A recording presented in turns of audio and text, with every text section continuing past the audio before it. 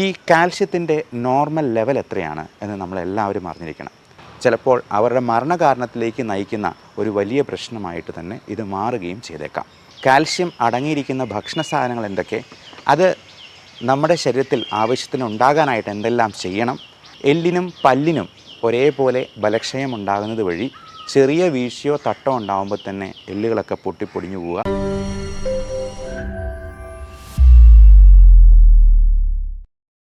നമസ്കാരം, ഞാൻ ഡോക്ടർ ബിപിൻ ജോസ്. ഈ കാൽഷ്യം കുറഞ്ഞു പോയെന്നാൽ എല്ലിനും പല്ലിനും ഒക്കെ ബലക്ഷയമുണ്ടാകും എന്ന് നമുക്കറിയാം. പക്ഷേ കാൽഷ്യം കുറഞ്ഞു പോകുന്നതുകൊണ്ട് ക്രോണിക് ആയിട്ടുള്ള കോഫ്, ചുമ ഉണ്ടാകുന്നതിനെക്കുറിച്ച് നിങ്ങൾക്കറിയാമോ? കാൽഷ്യം കുറഞ്ഞു പോയെന്നാൽ ഉറക്കക്കുറവുണ്ടാകും എന്നുള്ളതിനെക്കുറിച്ച് അറിയാമോ? നമ്മുടെ ഉറക്കത്തിലെ ഏറ്റവും ഡീപ്പ് സ്ലീപ്പായിട്ടുള്ള REM, റാപ്പിഡ് ഐ മൂവ്മെൻറ്റ് സ്ലീപ്പിൻ്റെ ദൈർഘ്യം വളരെയധികം കുറഞ്ഞു പോകും എന്നുള്ളത് നിങ്ങൾക്കറിയാമോ? വിഷാദരോഗവും ആങ്സൈറ്റിയും ന്യൂറോ പ്രോബ്ലംസും ഉണ്ടാകാൻ ഈ calcium and vitamin D3 deficiency കൊണ്ടുണ്ടാകും എന്നുള്ളത് നമുക്കറിയില്ല. ഇങ്ങനെയുള്ള കാര്യങ്ങളെക്കുറിച്ച് നമുക്കിതൊന്ന് ഡിസ്കസ് ചെയ്യാം. കാൽഷ്യം അടങ്ങിയിരിക്കുന്ന ഭക്ഷണ സാധനങ്ങൾ എന്തൊക്കെ, അത് നമ്മുടെ ശരീരത്തിൽ ആവശ്യത്തിന് ഉണ്ടാകാനായിട്ട് എന്തെല്ലാം ചെയ്യണം, അതേപോലെ നമ്മൾ കാൽഷ്യം ചാനൽ ബ്ലോക്കേഴ്സ് പോലുള്ള ചില ആൻറ്റി ഹൈപ്പർടെൻസീവ്സ് മരുന്നുകൾ ഉപയോഗിക്കുമ്പോൾ കാൽഷ്യത്തിൽ കുറവ് വരുന്നുണ്ടോ, ഇങ്ങനെയുള്ള പല സംശയങ്ങളും ആളുകൾ ചോദിക്കാറുണ്ട്. ഇതിനെക്കുറിച്ച് നമുക്കിന്ന് വിശദമായിട്ടൊന്ന് സംസാരിക്കാം.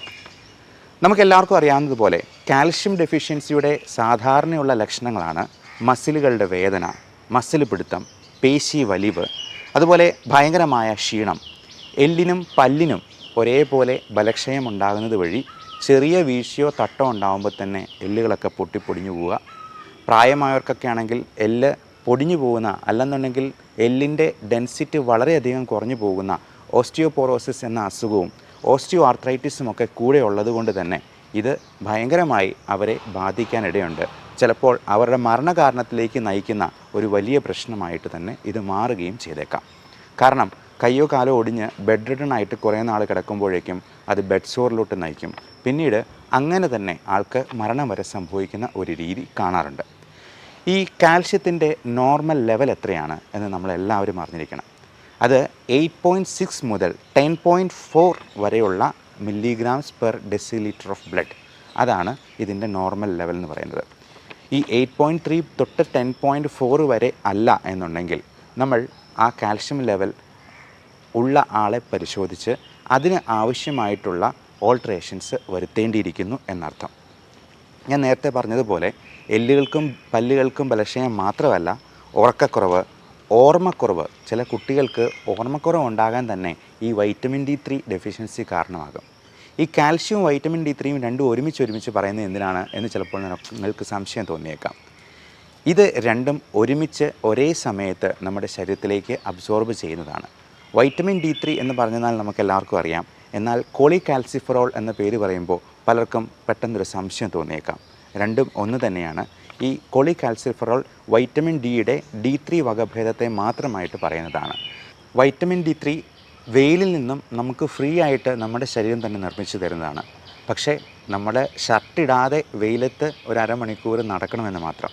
രാവിലെ 10 മണിക്ക് ശേഷമുള്ള, വൈകുന്നേരം 5 മണിക്ക് മുൻപുള്ള വെയിൽ കിട്ടിയെന്നാൽ മാത്രമേ ഈ വൈറ്റമിൻ D3 ഉണ്ടാകത്തുള്ളൂ. അത് ഷർട്ടിടാതെ നടന്നെന്നാലേ വൈറ്റമിൻ D3 ഉള്ളിലേക്ക് നമ്മുടെ ശരീരത്തിൽ ഉൽപ്പാദിപ്പിക്കാനായിട്ട് സ്കിന്നിൽ UVB റേസ് നേരിട്ട് പതിയാനുള്ള സാഹചര്യം ഉണ്ടാകുന്നുള്ളൂ.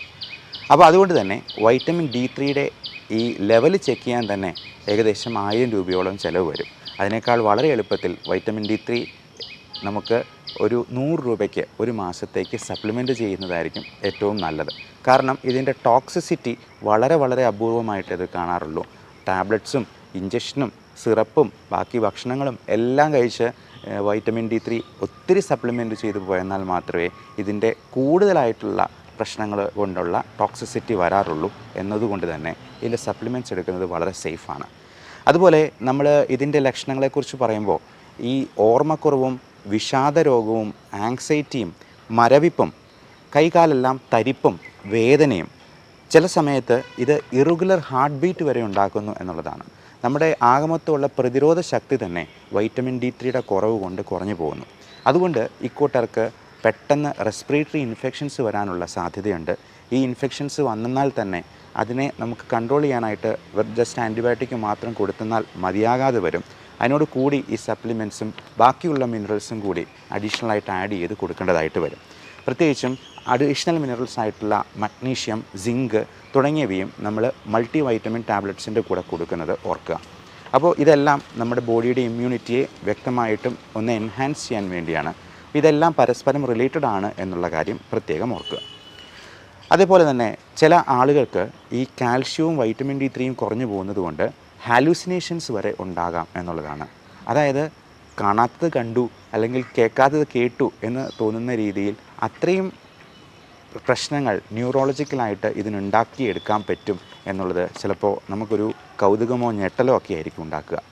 നഖങ്ങളെല്ലാം പൊട്ടിപ്പോവുക, നഖങ്ങളുടെ ആരോഗ്യം തന്നെ നഷ്ടപ്പെട്ട് പല്ലും നഖവും മുടിയും അതുപോലെ എല്ലുകളും നമ്മുടെ ശരീരം ആകമത്വവും ഈ കാൽഷ്യത്തിൻ്റെ ഡെഫിഷ്യൻസി കൊണ്ട് പ്രശ്നമുണ്ടാകാം. ഇങ്ങനെയുള്ള പ്രശ്നങ്ങൾ ഉണ്ടാകാനായിട്ട് വേറെ ചില റിസ്ക് ഫാക്ടേഴ്സും കൂടിയുണ്ട്. പ്രത്യേകിച്ചും പ്രായമാകും തോറും ഈ റിസ്ക് കൂടിക്കൂടി വരികയാണ്.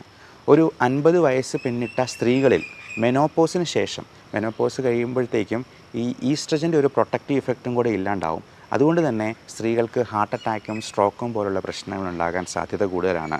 അതേപോലെ ഈ calcium deficiency, vitamin D3 deficiency കൊണ്ട് പലതരത്തിലുള്ള ഇൻഫെക്ഷൻസ് വരാം, ഇമ്മ്യൂണിറ്റി കുറഞ്ഞു പോകാം. മാത്രമല്ല ഹോർമോണൽ വേരിയേഷൻസും കൂടി ഈ കാലയളവിൽ വരാൻ സാധ്യതയുള്ളതുകൊണ്ട് നമ്മൾ 50 വയസ്സ് പിന്നിട്ടിട്ടുള്ള സ്ത്രീകളെ പ്രത്യേകിച്ചും നമുക്ക് ഇങ്ങനെയുള്ള സപ്ലിമെൻറ്റ്സ് കൊടുക്കേണ്ടതായിട്ട് അത്യാവശ്യം വരാറുണ്ട്. അത് അവരുടെ ലെവൽ ചെക്ക് ചെയ്ത് കുറവാണെങ്കിൽ മാത്രം നമുക്ക് കൃത്യമായിട്ടുള്ള സപ്ലിമെൻറ്റ്സ് കൊടുത്ത് അത് നിലനിർത്താനായിട്ട് ശ്രദ്ധിക്കാം. പ്രായം കൂടുന്തോറും ഇതിൻ്റെ റിസ്ക് കൂടിക്കൂടി വരുവാണ്. നമുക്കറിയാം, പ്രായമായവരുടെയൊക്കെ കൈകാലുകളൊക്കെ വളരെ ശോഷിച്ച് ബലം കുറഞ്ഞ് അവർ ചെറിയൊരു വീഴ്ച വീണെന്നാൽ, ചെറുതായിട്ടൊന്ന് തട്ടിയെന്നാൽ പോലും അവിടെ പൊട്ടുന്നതായ അവസ്ഥ നമ്മൾ കാണാം. ഈ ബ്രിട്ടിൽ ബോൺസ് എന്ന് പറയുന്നത് വളരെ പെട്ടെന്ന് പൊട്ടിപ്പോകുന്ന എല്ലുകൾ, നാഡീ സംബന്ധമായിട്ടുള്ള പ്രശ്നങ്ങൾ ഒക്കെ ഈ പ്രായമായ ആൾക്കാരിൽ ഉണ്ടാകാൻ സാധ്യതയുണ്ട്. അതുകൊണ്ട് കാൽഷ്യവും വൈറ്റമിൻ D3യും ഇങ്ങനെയുള്ളവർക്ക് സപ്ലിമെൻറ്റ് ചെയ്യുന്നത് തന്നെയായിരിക്കും ഉത്തമം. ഇനി കാൽഷ്യം ഒരുപാട് പ്രായമായ പുരുഷന്മാരിൽ കൊടുക്കാൻ പറ്റിയില്ലെങ്കിൽ വൈറ്റമിൻ D3 കൊടുക്കുന്നതെങ്കിലും നമുക്ക് ഇങ്ങനെയുള്ളവർക്ക് ഈ പ്രശ്നങ്ങളുണ്ടാകാതെ തടയാനായിട്ട് സാധിക്കും. ജനിതകമായിട്ടുള്ള പല കാരണങ്ങളും ഇതിൻ്റെ ഡെഫിഷ്യൻസിയിലേക്ക് നയിക്കാറുണ്ട്. ഹെറിഡിറ്ററി, അപ്പോൾ നമ്മുടെ അമ്മയ്ക്ക്, അച്ഛന് അല്ലെങ്കിൽ അവരുടെ സഹോദരങ്ങൾക്കൊക്കെ ഈ കാൽഷ്യം ഡെഫിഷ്യൻസി കൊണ്ട് ഈ എല്ലുകൾ പൊട്ടുന്ന പ്രശ്നങ്ങൾ, പല്ലിന് കേട്, നിരന്തരമായിട്ട് ടൂത്ത് കാരീസ് വരിക, നഖങ്ങളിൽ ആരോഗ്യക്കുറവ്, ഇങ്ങനെയുണ്ടെങ്കിൽ കാൽഷ്യം ഡെഫിഷ്യൻസി ഉണ്ടായിരിക്കാം. അതൊന്ന് ചെക്ക് ചെയ്ത് നോക്കണം. അതുപോലെ ഹോർമോൺ തകരാറുകൾ ഈ കാൽഷ്യത്തിൻ്റെ അബ്സോർപ്ഷനെയും വൈറ്റമിൻ D3യുടെ ആഗിരണത്തെയും ഒക്കെ അതിൻ്റെ ഉൽപ്പാദനത്തെയും ഒക്കെ ബാധിക്കാനിടയുണ്ട്.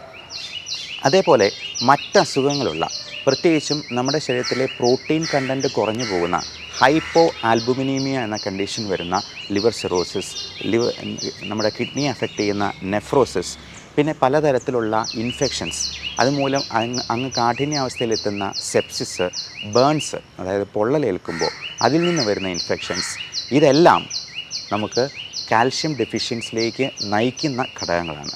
പ്രത്യേകിച്ചും പ്രോട്ടീൻ കുറഞ്ഞു പോകുന്ന ഹൈപ്പോ ആൽബുമിനീമിയ, ചിലർക്ക് മൂത്രം ഒഴിക്കുമ്പോൾ നിറയെ പതയായിട്ട് പോകുന്ന കാണാം. അങ്ങനെയുള്ളപ്പോൾ യൂറിൻ മൈക്രോ ആൽബുമിൻ ഒന്ന് ചെക്ക് ചെയ്ത് നോക്കുക.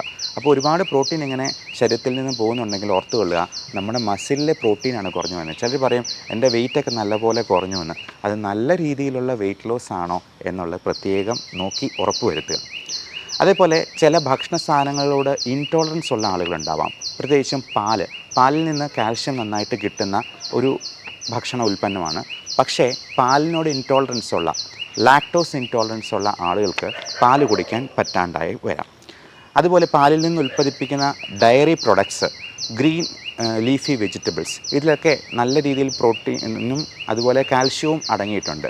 അപ്പോൾ ലാക്ടോസ് ഇൻടോളറൻസ് ഉള്ള ആളുകൾക്ക് പാല് കുടിക്കാൻ പറ്റിയില്ലെങ്കിൽ പാലിൻ്റെ മറ്റ് ഉൽപ്പന്നങ്ങൾ കുഴപ്പമില്ലേ എന്ന് നോക്കി അത് ഉപയോഗിക്കാവുന്നതാണ്. ഇനി അതല്ല എന്നുണ്ടെങ്കിൽ സോയാ മിൽക്ക് ഉപയോഗിക്കാവുന്നതാണ്. പല കൊച്ചുകുട്ടികൾക്കും ലാക്ടോസ് ഇൻടോളറൻസ് ഉണ്ടാകുമ്പോൾ സോയാ മിൽക്ക് കൊടുത്ത് നോക്കാറുണ്ട്. അതുപോലെ തൈര്, ചിലപ്പോൾ പാലിന് പ്രശ്നമുള്ളവർക്ക്, പ്രായമായവർക്ക് പാല് എഫക്റ്റീവായിട്ട് ദഹിപ്പിക്കാൻ പറ്റാതെ വരും. അത് പൊളിച്ചു തകട്ടലും ഗ്യാസ്ട്രൈറ്റിസും നെഞ്ചിരിച്ചിലുമൊക്കെ ഉണ്ടാക്കും. പക്ഷേ തൈര് എന്ന് പറയുന്നത് നമുക്ക് ലാക്റ്റിക് ആസിഡ് ബാസിലസ്, നമ്മുടെ വൻകുടലിൽ സാധാരണ ഉണ്ടാകുന്ന ബാക്ടീരിയയെ പ്രദാനം ചെയ്യുന്ന നല്ല ബാക്ടീരിയ ഗ്രോത്ത് ഉണ്ടാക്കുന്ന ഒരു സംഗതിയാണ്. യോഗട്ട് എന്ന് പറയുന്ന നല്ല കട്ടിത്തൈര്. അത് നമ്മുടെ വീട്ടിൽ തന്നെ ഉൽപ്പാദിപ്പിക്കുന്ന യാതൊരു കെമിക്കൽസും ചേരാത്ത സാധനം ഉപയോഗിക്കുന്നത് ഈ ദഹനത്തിനും അത് സഹായിക്കും. കാൽഷ്യവും വൈറ്റമിൻ D3 കിട്ടാനും ഒരു പരിധി വരെ നമ്മളെ സഹായിക്കും.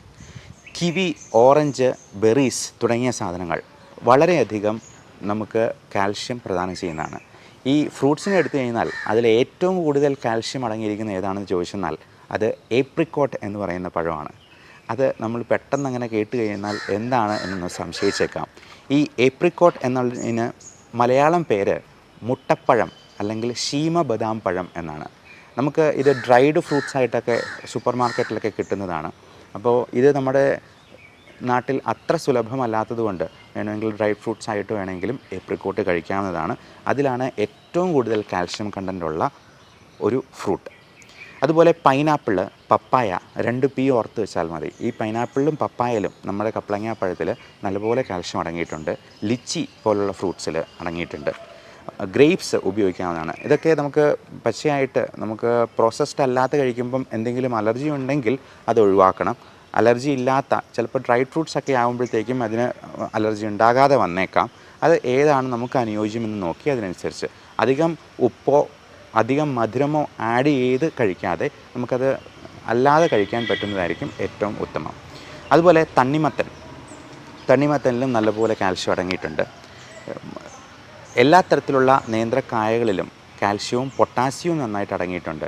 ഈ പൊട്ടാസ്യം, മഗ്നീഷ്യം, സിങ്ക്, കാൽഷ്യം ഇവരെല്ലാവരും ഒരു കൂട്ടുകാരാണെന്ന് പറയാം.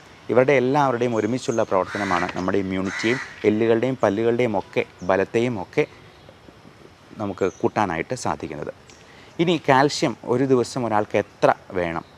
ഏകദേശം 1000 മില്ലിഗ്രാം കാൽഷ്യം ഒരു ദിവസം കിട്ടുന്നത് പോലെ നമ്മൾ ഭക്ഷണത്തിൽ ഈ കാര്യങ്ങളെല്ലാം ഉൾപ്പെടുത്തുക എന്നുള്ളതാണ് പ്രത്യേകം ശ്രദ്ധിക്കേണ്ടത്.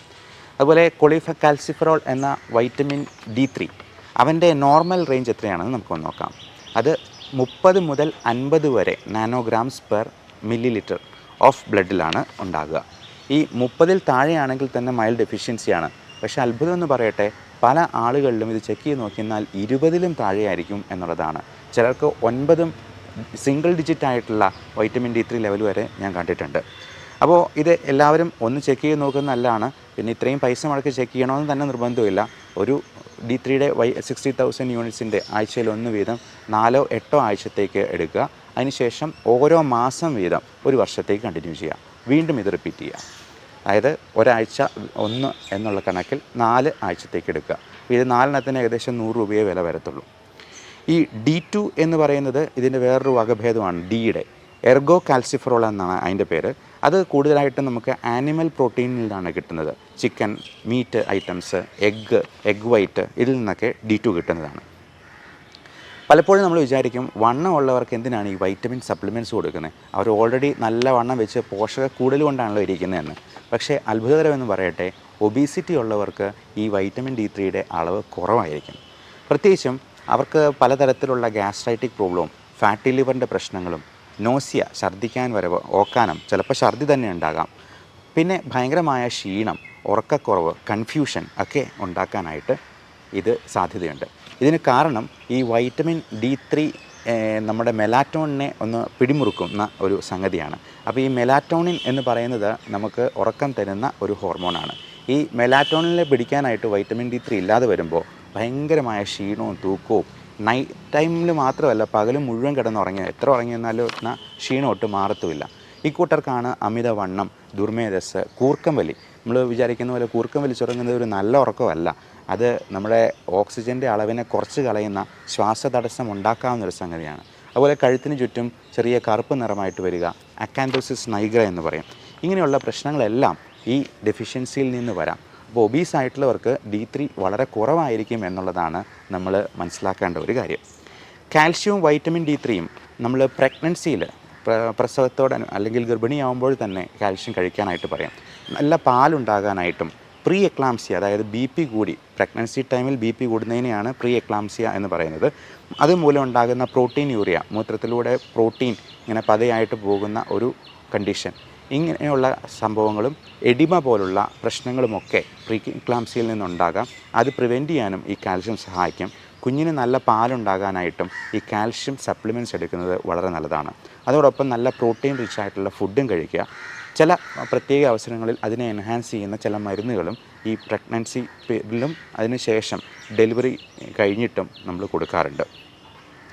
അതുപോലെ നല്ലപോലെ വെള്ളം കുടിക്കാനും നമ്മൾ മുലയൂട്ടുന്ന അമ്മമാരോട് പറഞ്ഞു കൊടുക്കാറുണ്ട്. ഈ മഗ്നീഷ്യം, സിങ്ക്, ബാക്കിയുള്ള മിനറൽസും ഒക്കെ ചേർന്നിട്ടുള്ള സപ്ലിമെൻറ്റ്സ് നമുക്ക് അവൈലബിൾ ആണ്. അപ്പോൾ അത്യാവശ്യമുള്ള ഘട്ടങ്ങളിൽ, പ്രത്യേകിച്ചും ഇങ്ങനെ റിസ്ക് കൂടിയ ഗ്രൂപ്പുകളിൽ പലപ്പോഴും ഇങ്ങനെയുള്ള സപ്ലിമെൻറ്റ്സ് നമ്മൾ കൊടുക്കേണ്ടി തന്നെ വരും. ഇനി ബി പിക്ക് വളരെ വൈഡായിട്ട് ഉപയോഗിക്കുന്ന ഒരുതരം മരുന്നുകളാണ് കാൽഷ്യം ചാനൽ ബ്ലോക്കേഴ്സ്, CCBs എന്ന ഷോർട്ട് ഫോമിൽ അറിയപ്പെടുന്ന. നമ്മൾ സാധാരണ കഴിക്കുന്ന അംലോഡിപ്പിൻ, സിൽനിഡിപ്പിൻ, നിഫിഡിപ്പിൻ എന്ന് തുടങ്ങിയ മരുന്നുകളും ചില പ്രത്യേക തരത്തിലുള്ള വെറാപ്പമിൽ, ഡിൽറ്റിയാസം തുടങ്ങിയ ഡിൽസം എന്നൊക്കെ പേരിലുള്ള മരുന്നുകളുണ്ട്. ഇതെല്ലാം കാൽഷ്യം ചാനൽ ബ്ലോക്കറിൻ്റെ പല തരത്തിലുള്ള സംഗതിയാണ്. ഈ കാൽഷ്യം ചാനലിനെ ബ്ലോക്ക് ചെയ്ത് കാൽഷ്യത്തെ കിട്ടാതാക്കാൻ വേണ്ടിയല്ലേ ഇത് കഴിക്കുന്നത്? അപ്പോൾ ഇതിൻ്റെ കൂടെ കാൽഷ്യം കൂടി കഴിക്കണോ എന്ന് പലരും സംശയം ചോദിച്ചേക്കാം.